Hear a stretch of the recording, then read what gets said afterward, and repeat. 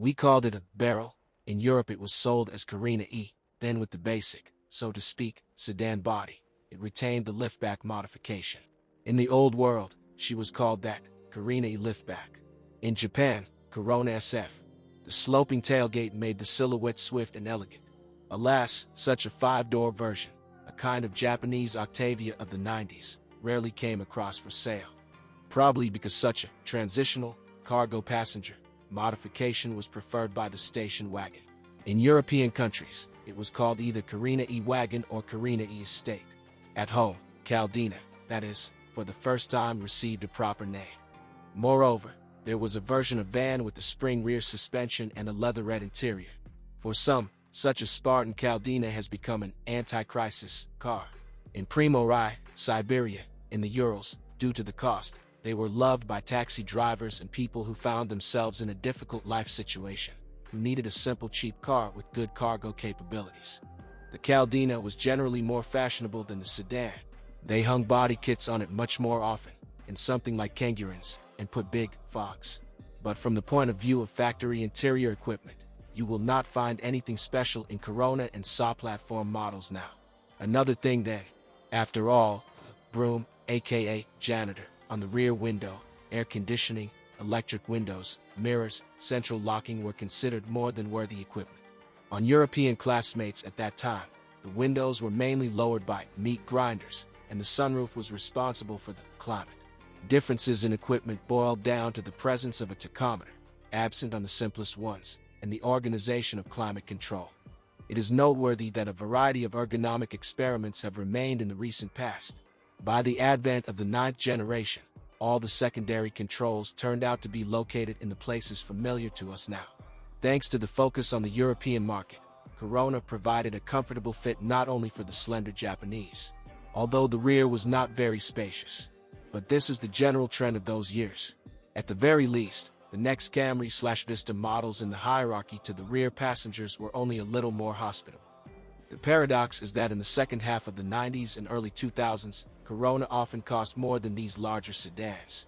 Despite the common units, engines, boxes, for some reason it was believed that our heroine was more reliable, more enduring than Camry/Vista. Engines were offered a lot, which also characterizes the beginning of the 90s as a time when investments were not particularly considered, but worked on a variety of technical modifications. On the other hand, Toyota at that time had a rich set of engines, and Corona, as a middle-class model, received units both from below and from above. For example, the 1.6-liter 115 horsepower 4A FE was one of the main ones for the Corolla family. For SFE 1.8L, 125 horsepower, was installed on all front-wheel drive models and even on the basic versions of the Mark II and its clones. The 7A FE, 120 horsepower, which replaced it in a number of markets in 1994 and was, perhaps, less common. Nevertheless, it covered at least two segments.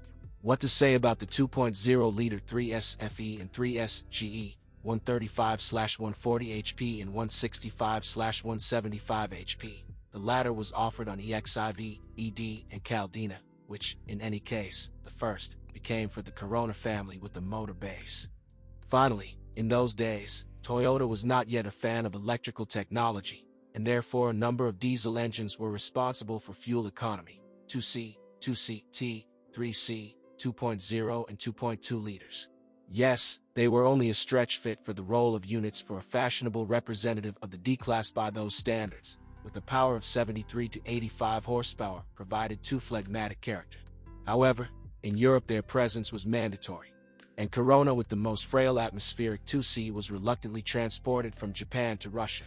Of the entire arsenal of systems already adopted by Toyota, TEMS, 4WS, 4WD, Corona used only all-wheel drive with the symmetrical center differential locked by a multi-plate clutch.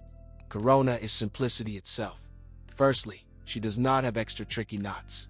Secondly, any engine, unlike, say, Vista/Camry, on which whimsical 6s were installed, is impeccable from the standpoint of reliability. Unless the 5E FE, familiar from the wooden Caldina, was designed without much margin for resource. The rest, and especially the 4 of the S series, required only gasoline, but with oil and other maintenance they could suffer. The main merit of the A240 series box is the same forgiving homeliness. It happened that she cared for hundreds of thousands of kilometers from especially scrupulous owners. And to the very end, she maintained the adequacy of the work. This, of course, adjusted for the fact that it was created in the 80s with all the ensuing consequences. You always feel the gear change. To activate the kickdown mode, you need to push the pedal from the heart. Then wait for the control unit to see your desire. Any 5 or 6-speed automatic from the later ones is much more efficient and obsequious. A steering wheel with a clear zero and good reactive action. A tied-down landing gear? No, this is for the Germans. Corona bribes others. Her suspension, even being ridden in the trash, still retains a fraction of its delicacy. It rattles and rattles, but continues to provide an acceptable ride. If the chassis is more or less in order, like ours, the barrel literally becomes intelligent and courteous. Is it a bad bonus for a car aged 25, which can be purchased for $150,000? However, Corona 190 is now as valuable as ever. Of course, adjusted for the past years. Unlike classmates, many of which have long turned into firewood, it does not rot, does not fall apart, and has retained a good residual resource. And therefore, copies are not uncommon for sale, estimated at 2 or more 100,000 rubles. They ask sometimes for 300. This is probably overkill. Nevertheless, you can easily pick up your copy.